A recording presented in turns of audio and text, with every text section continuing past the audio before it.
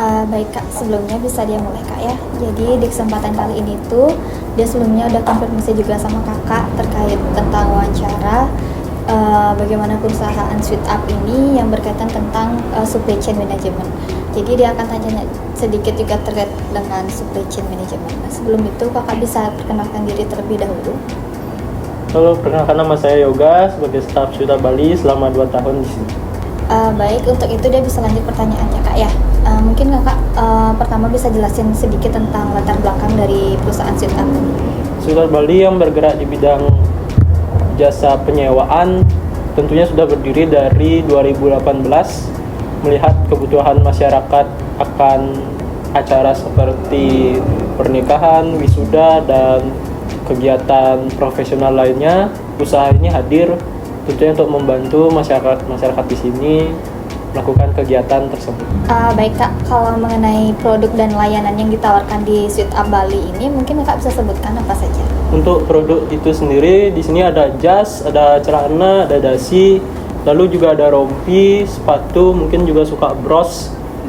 Di sini cukup lengkap sih kalau mau menyewakan. Untuk layanan sendiri di sini bisa custom jas, mungkin ada yang mau buat.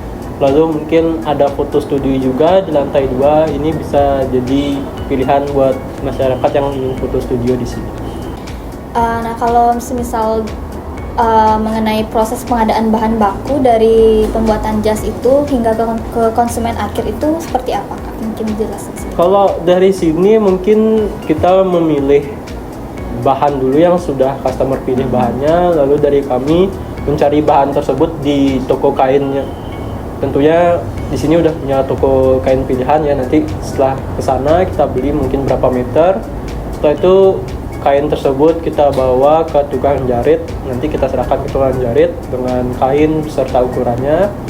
Setelah berapa hari atau berapa minggu nanti jas atau celana tersebut nanti langsung dibawakan ke toko kami untuk diberikan ke customer untuk dicoba. Baik, selanjutnya Kak, bagaimana staf di sini mampu memastikan ketersediaan stok dalam memenuhi kebutuhan setiap customer?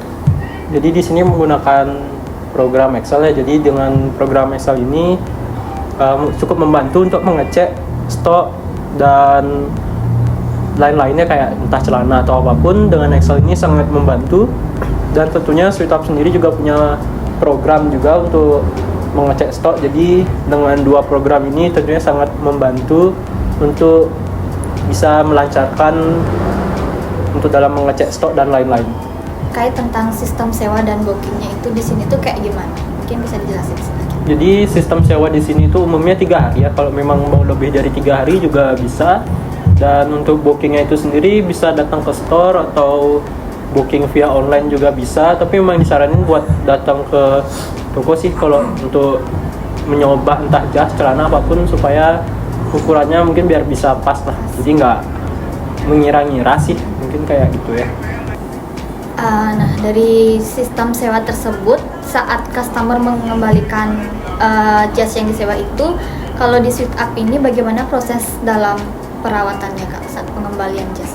Jadi saat customer setelah selesai menyewa, di sini kami cek dulu dari kelengkapan dan kondisi, apakah kondisinya sudah aman, apakah ada kerusakan atau apa gitu. Jadi dari kami cek terlebih dahulu, jika aman dan masih bisa diperbaiki, nanti dari pihak kami akan bawa ke tempat entah tukang jahit atau laundry ya, tergantung dari apa yang masalahnya.